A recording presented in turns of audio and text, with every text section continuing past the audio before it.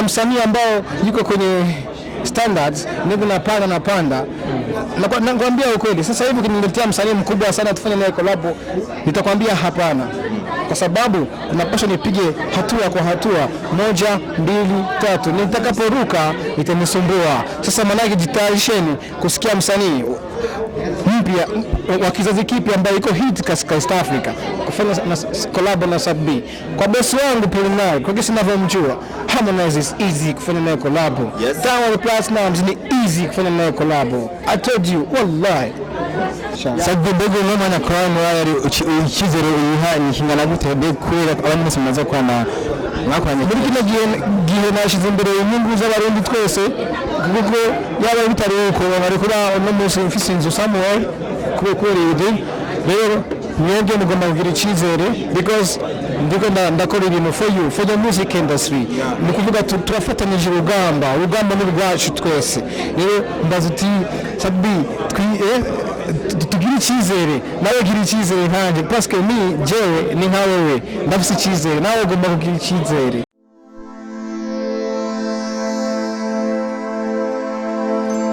Twarabasabwe twebwe badukorere bije ku buryo ibikorwa bageze ko biduga, bisaba yuko indirimbo runaka idakorerwa muri Empire Avenue,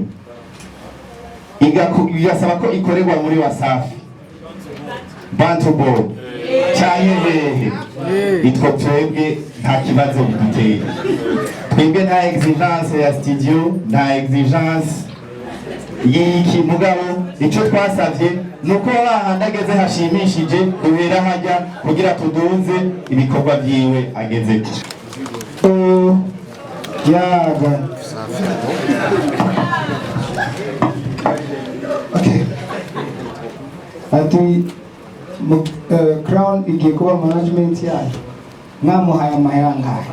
Imiliyoni 900, 800 zingahe? Jewe nka Sab-B narakoze cyane imyaka myinshi, narabaye brand ambassador wa music, 20 millions, 30 millions, 40. Sizo dukeneye kugira ngo umuziki w'u Burundi utere imbere, dukeneye izirenze izo kabisa. Sasa mugihe nzi neza icyo mushaka mwembi, amarira yanyu abajournaliste, amarira y'abafana, bati umuziki wacu kuri gutabamuza makungu. Okay, ari gusaba 60 millions, 80 millions kugira ngo mbe brand ambassador wiki kinyobwa. Wiki kinyobwa icyo cyose kuri no mwanya ni hejuru ya 80 millions, ariko nonante ndazifate ndazishire mu muryango wanje gusa, kandi ndi ngaha kugira ngo serukire igihugu, kugira ngo nzimye amarira y'abantu bamaze imyaka bavuga ngo umuziki wacu mutere imbere, mutere intambwe. Yego ndashaka kuyatora, ayatwara mu rugo nkasangira na Mariam na Leila na mama n'umuryango na Kent P, tukiteza imbere. Ariko dufite inshingano twihaye guteza imbere umuziki w'u Burundi. Umuziki w'u Burundi ni w'abarundi, si uwanje jenyine. Rero ko tumaze imyaka twifuza yuko turonka aba investisseur investisa mu muziki, bashira n'amafaranga menshi, 80 millions gani make ntiyongira Sab-B International. Ibishoboka aba investisseur ngabo baraje, ndaronsa amahirwe yo gushika imbere y'umu investor ati Sab-B ndakeneye ube brand ambassador, ushaka ngaho nanje Sab-B ndishuye ni ntuma amahera, teza imbere ibikorwa byanje kugira ngo amarira y'abarundi tuyafute. Je nanzova ngenye, je ndatunze nijya modoka yanjira akazi nuko neza ndarya, urabyuka naryama n'ibindi. Ubwo bamwe twakorana neza abandi ntitwakoranye neza ariko reka ndabibira akabanga ko ari ikibazo cy'uburyo aho tutakoranye amafaranga how you invest in me umekuja tukuza sura au umekuja tusaidiane music like business music ni business sio kuja sura uteke mademo niseme ngoma nifanye nini ndio manager wa Sat B wakati hauwezi kuinvest kwangu hata milioni 30 sawa siku za kwanza nasema tufanye partnership naweza nikasema tufanye na nisaidia kitu lakini tunafika nafasi nyingine tunahitaji kwenda mbele zaidi tunashindwa na mimi nashindwa tunakaa unakuwa mnafanya zako na mimi nafanya moja na kitu ambacho kimenitambulisha Sat B kutoka nchi jirani ya Tanzania. Sat B amekwenda kule kama kujifunza muziki na kujua game lake ataliongoza vipi, na kwa sasa tegemea kama Sat B ataendelea kutoka aliyakuwa juu marketing business yake ya music inaenda wapi na inaelekea wapi.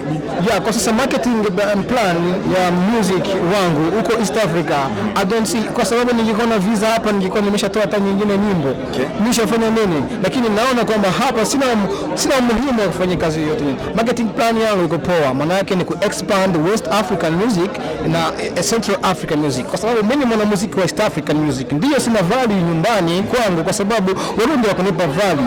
Makampuni kama hizi hazikumpa Fariaz value, makampuni kama hizi hazikumpa Kidumu value. Sasa mimi napigana hadi zinipe value. Nikipata value basi watoto wengine wako nyuma yangu watapata value miaka ijayo. Kuna msanii ambao yuko kwenye standards niko napanda nakwambia ukweli. Sasa hivi ukiniletea msanii mkubwa sana tufanye naye collab nitakwambia hapana, kwa sababu napaswa nipige hatua kwa hatua, 1 2 3, nitakaporuka itanisumbua. Sasa maana jitayarisheni kusikia msanii mpya wa kizazi kipya ambaye iko hit katika East Africa kufanya collab na Sat B.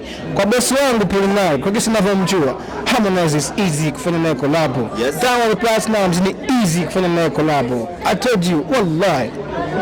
Kumuri mtifuza gukora collab na Sat B. Adocha kuri Crown leo cyangwa adocha mu burongozi bwa Empire Avenue. Uracha muri Empire Avenue ikavugana n'uburongozi bwa Crown ikintu kikagenda neza. Hama Sat B mbega ko wama uvuga na collab menshi agiye atandukanye ariko hagahirikire kirekire utarayasohora. Bwabukene. Uzi ko muri kire gihe ko arosindi management binjiye muri level ya bitazosubira.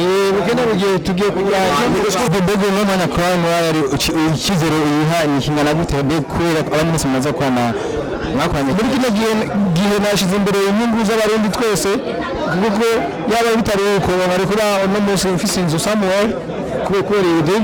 Rero mwebwe mugomba kugira icyizere, barikumbaza uti icyizere dufise nawe urimo, because ndiko ndakora ibintu for the music industry. Ni kuvuga turafatanyije urugamba n'urwacu twese. Rero mbaza uti Sat B tugira icyizere, nawe gira icyizere nkanjye, parce que jewe ni nka wewe ndafise icyizere, nawe ugomba kugira icyizere. Ndagushimiye cyane, murakoze.